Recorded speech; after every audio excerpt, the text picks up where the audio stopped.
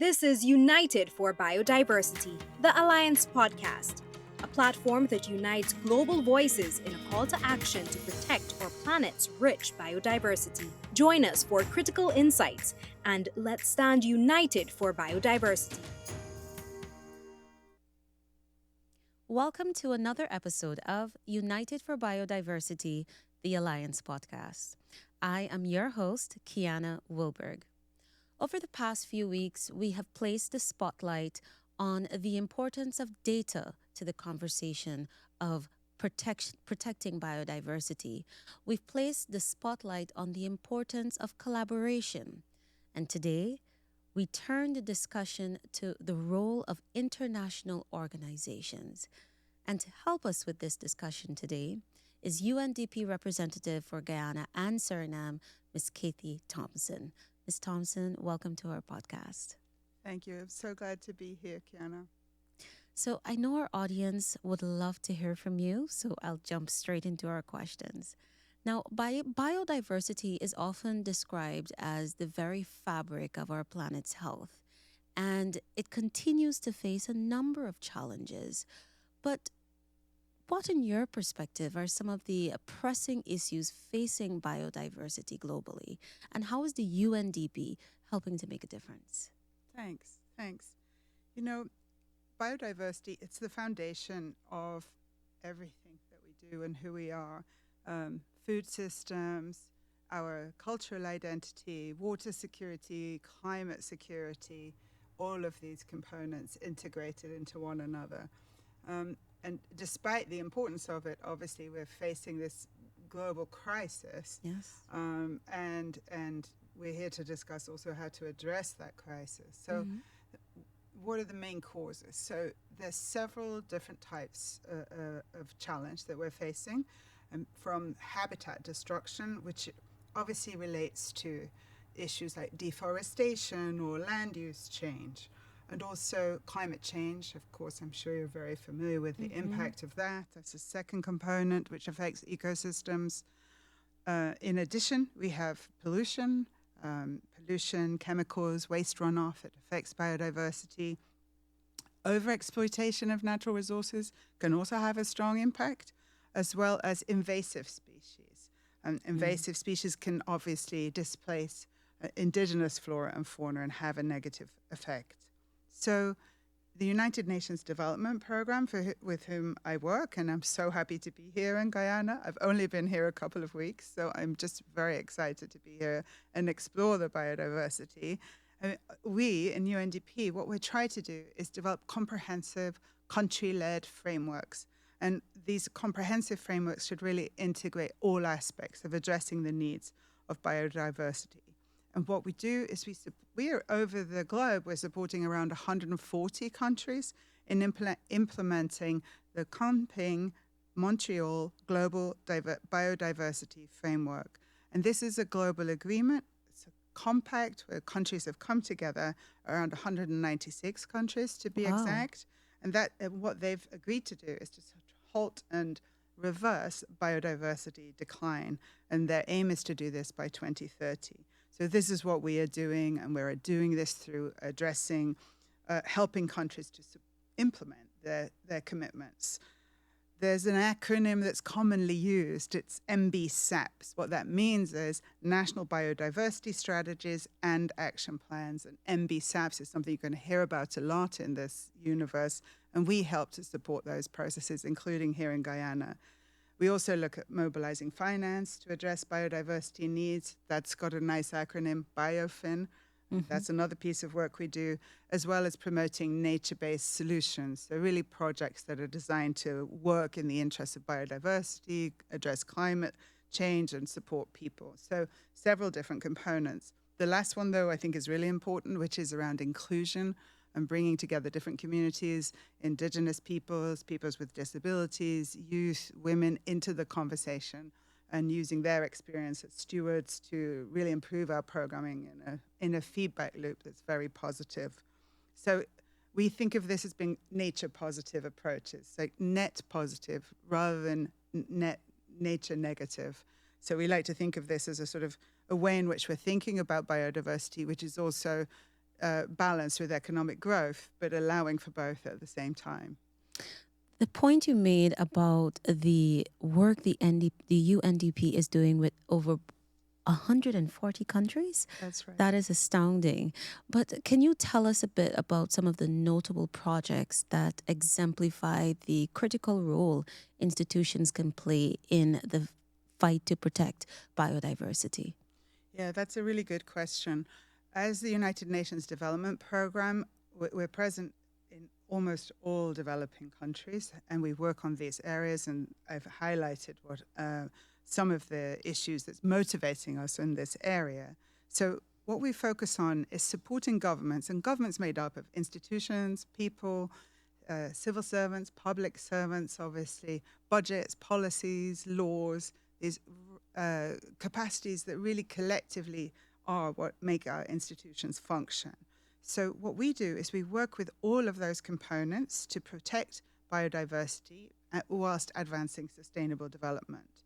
So our global portfolio has several different components. I spoke a little bit before about biofin, so I'm just going to mention that again. So biofin is about helping governments look at the financial needs, the budgetary needs, and the gaps in terms of protecting biodiversity, and also try and work with governments to close those funding gaps. Mm-hmm. So, for example, in the Philippines, what we're trying to do there and working is to create the biodiversity-friendly enterprises. And what they do is they link conservation concerns with promoting livelihoods for ordinary people. So that's a really good example of a biofilm project. Secondly, we have in almost all of those countries I've mentioned, we're practicing what we call the nature pledge through nature-based solutions. So this is in fact our pledge as the United Nations Development Program to support countries through direct technical expertise, technical assistance that we can source from the global market or from other countries who are working on these issues, policy support, legal regulation advice, and to support countries to meet their own biodiversity targets. So that's our pledge to countries. And then the projects that we work with, they run the gamut of different engagements all over the world, but also here in Guyana. So we support design, implementation, funding, and co-funding to deliver benefits for the environment and also for people. So let me give you a couple of practical examples. Sure. So mangrove restoration, for example, for coastal protection and fisheries, I think that's something very relevant here.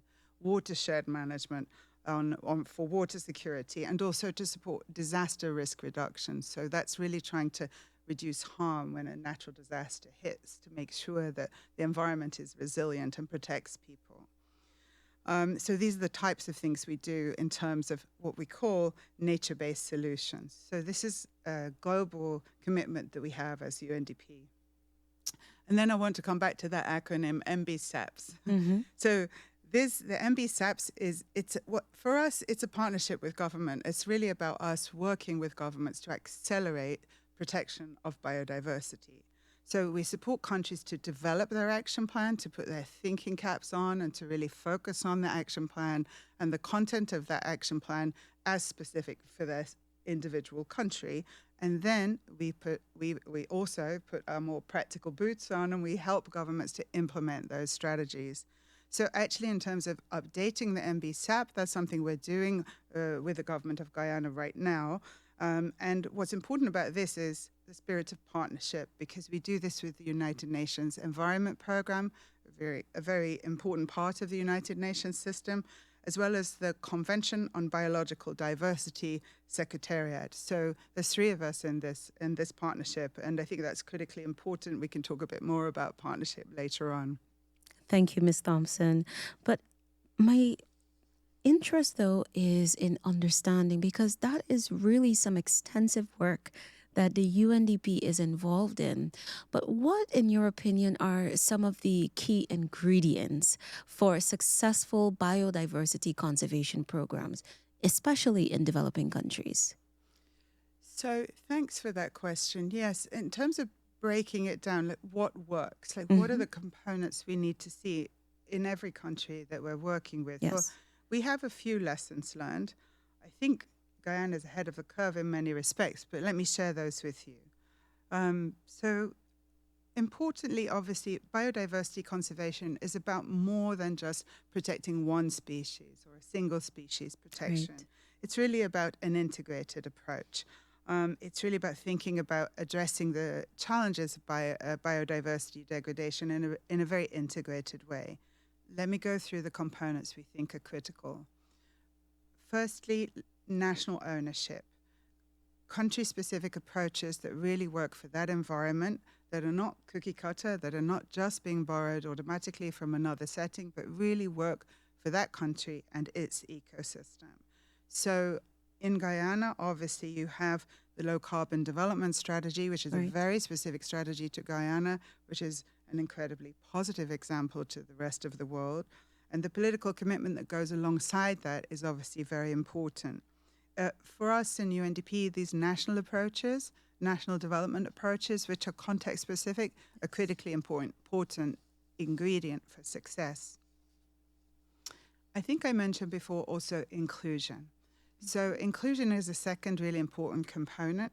So this is really, as I mentioned, about indigenous peoples, local communities, working as local as possible, also with women, people with disabilities, youth groups, to really capitalize on them as stewards of nature, as being most effective stewards of nature that we can have, and engaging them in a way to participate in policy planning, give feedback on what's working, and to try and support with ideas on how to improve. This also helps to promote ownership of the proposals, as well as equitability, as well as really embedding local knowledge into the equation. Next up, I think what's important is evidence-based approaches. So this is approaches that are based on science, on data that's continually changing and learning from that data. We're not all good at that, but what we're trying to do is to work. Here in particular, we are doing this work of connecting monitoring systems with improving over time the policies and their concrete impact on the ground. So monitoring systems such as spatial planning tools, and these enable countries to track the progress and make informed decisions. So, and we're doing that right here also in Guyana. And this enables us to know what works to make positive changes. I've mentioned already finance through BioFin, but financing and commitment to long-term financing of these types of programs and actions are critically important. So that can be, for example, through green bonds or biodiversity credits, making sure biodiversity concerns are embedded in the national budgetary process, for example. So we help countries to identify those gaps and fill them through mobilization of resources. I think I've already mentioned partnerships. So partnerships is not only for international actors, but it also is important to think about whole of government approaches. So ministries working together to look at cross-sectoral approaches and borrowing from different disciplines to improve what we're learning. Absolutely. So no single actor obviously can do this alone. And so we try and promote this sort of joined up thinking. And then finally, I know this one will be very popular here in Guyana, which is really around innovation and communication. Right. Exactly what you're doing right now, using new technologies, looking at what works, using satellite mapping, digital tools for financing, transforming conservation efforts in this way, and then communicating about them so everybody understands what's possible and can also give feedback. So I think these are the components that we think are important, and we think the ingredients for success are also here. Thank you, Ms. Thompson. And I know you said you've only been here for a few weeks and you're looking forward to exploring Guyana. 2 weeks. Oh, 2 weeks. Wow.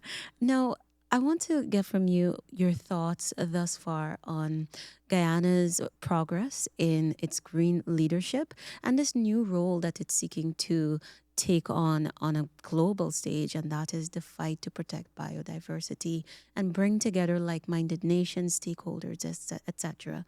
What are your thoughts as Guyana embarks on this new chapter? So this is interesting. I come from a tradition of working on multilateral processes, which we see really work in the global stage. So, of course, Guyana being one of the most biodiverse countries in the world, and over 85% of the country being covered in forest, vast freshwater systems, high number of endemic indigenous species, ecosystems that are globally significant, not just to Guyana, to the Caribbean region, to all of us, wherever we are on the planet. All of this natural wealth, which is what it is, it really makes Guyana a very critical partner in the global scene. So the global effort to address biodiversity crisis needs countries like Guyana at the table. So obviously, as the United Nations Development Program, we've long recognized that, being acutely aware of Guyana's richness in this respect.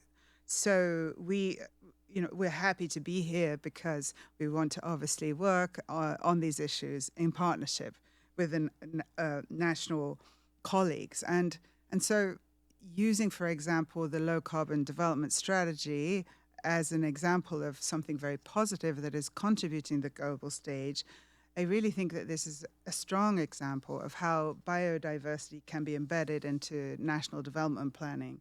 And this is something that we don't see everywhere. And so we're really happy to see that here and to see these examples which can be shared globally, which really I think is something that underwrites the leadership of Guyana in terms of addressing sustainable development needs at the same time as addressing climate resilience, at the same time as addressing the needs of the people. So we do like to see this kind of leadership because it provides inspiration to others. And that's something that's obviously, for us as the United Nations, critically important. If there was one lesson that the international stage could take from Guyana, international partners could take from Guyana's leadership, what might that be?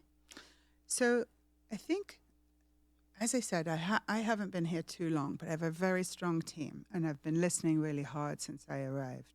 So I think that what we can see here that's been really important is that the concrete linkages that have been built between concerns for the environment and protection of biodiversity with the development of Guyana in a way that is keeping in balance the needs of people, the needs of the economy, the needs of the environment, but also in a way that protects the global community because of this bigger contribution. So I think the key ingredient of putting those together quite explicitly within the low carbon development strategy, I think has been very positive. I think Guyana has shown the way in terms of how biodiverse nations can emulate and integrating nature protection into the national development plan has really effectively set a high bar. Doing that in a way that's sort of centered concern for ecosystems, centered concerns for conservation, whilst explicitly also engaging in inclusion, I think that this has been a very positive example. So those two things together, promoting conservation outcomes, but also making sure ordinary people at the table, I think this is a great example for others. And this is really also what was at the heart of the Kunming-Montreal Agreement that I mentioned. Of course, that's a global agreement, sounds very far away from ordinary people, but bringing it right down to the local level is what's critical. And I think that's what we see is happening here. Thank you, Ms. Thompson. Now, to wrap up, Guyana is stepping into the front lines to take on this global fight to protect biodiversity, and it seeks to do so through a Global Biodiversity Alliance. What are your hopes about what this new chapter could mean for the international fight? So in the United Nations Development Program, one of the things that's very important for the success of the work we see is around South-South leadership and triangular cooperation. Those are complicated words for really countries getting together and looking at the challenges we all face in sustainable development and committing to work together in a constructive way. So South-South leadership and solidarity is something that we recognize as being critical to positive sustainable development. It's also a key ingredient for success in making change. Countries can learn from each other right down to the technical solution at the micro level or the macro level, political leadership and vision. So this is what we hope to see, and this is what we hope to be talking about this week as we go into the summit. And I think that that's something that we would always be advocating for in any country setting that we'd be in. So that's a very positive development. This type of sharing, taking the technical and matching it with the political, is something that we know works. We know that it can bring about change because everyone who has a technical solution needs a budget and political leadership to bring that into practice, and that's what we hope to see here. Ms. Thompson, you have really enriched today's discussion regarding the understanding of the role institutions can play in the fight to protect biodiversity. We've learned quite a lot about the work of the UNDP, and I know that our audience is truly appreciative of that kind of background information. So thank you so much for those crucial insights. Well, thanks so much for the invitation. I really hope to be here again, and thanks for the opportunity to work on what we think is one of the most central issues facing Guyana today. Really appreciate the time. Thanks again. And to our audience, thank you for tuning in. We will see you for another round of discussions regarding the importance of protecting the world's biodiversity. See you next time. Thank you for listening to United for Biodiversity, the Alliance podcast. Be sure to follow us for more insightful episodes on our Spotify, LinkedIn, and Facebook accounts.